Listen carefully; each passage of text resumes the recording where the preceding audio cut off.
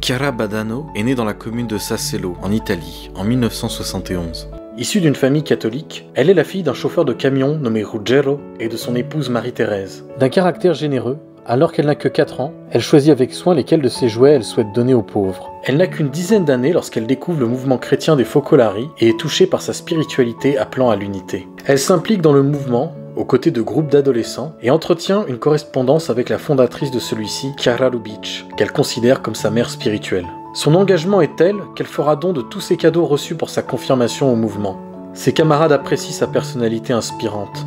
Élève studieuse et brillante, elle obtient son brevet des collèges avec mention, et se révèle douée pour le piano. Chiara développe aussi un grand amour pour le sport, notamment la natation et le tennis. Elle et ses amis engagés dans le mouvement des Focolari apprécient se rencontrer, organiser des fêtes, des promenades, s'offrir des cadeaux, mettre des objets en commun et discuter entre eux de leur manière de vivre l'évangile. Mais Chiara est très ouverte. Elle ne fréquente pas que des personnes engagées dans la foi chrétienne. De nature sociale, elle a de nombreux amis à qui elle dit ne pas parler directement de Jésus, mais faire en sorte de le leur donner, par sa manière de les écouter et de les aimer. Cependant, ces années de lycée la confrontent à certaines difficultés. Les résultats scolaires diminuent, et elle redouble sa première année de lycée. Puis elle réussira sa deuxième année de lycée de justesse. Chiara développe cependant un grand amour pour la lecture et elle entretient toujours une correspondance avec Chiara Lubich.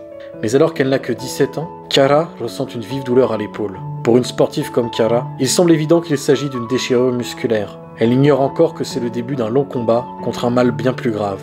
Alors que le mal persiste et progresse, Chiara demande à être hospitalisée dans un hôpital d'avant-garde pour comprendre l'origine de celui-ci. Durant son hospitalisation, Chiara est très attentive aux autres malades. Malgré sa douleur, elle étonne par sa bonne humeur et sa joie de vivre, alors qu'elle subit une première intervention chirurgicale à Turin en 1989. On finira alors par lui diagnostiquer un cancer des os. Étant désormais au courant du mal qui la ronge, lorsque Chiara retourne à l'appartement que ses parents ont pris, non loin de l'hôpital, elle reste silencieuse pendant 25 minutes, demandant à sa mère de ne pas lui parler pour le moment. Cette dernière acceptera la demande de sa fille. 25 minutes de silence. De combat en réalité. Pour trouver la force de dire un oui à Jésus dans la douleur. Chiara n'avait eu pour le moment à le dire que dans la joie.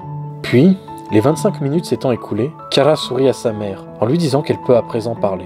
Chiara fera de chacune des difficultés de son combat dans la maladie une offrande pour Jésus, afin d'aller au-delà de la souffrance et faire en sorte qu'elle soit transformée en amour. Pour toi Jésus, si tu le veux, je le veux moi aussi. Chiara impressionne en gardant son sourire face à l'épreuve, alors même que ses jambes ne peuvent plus la porter.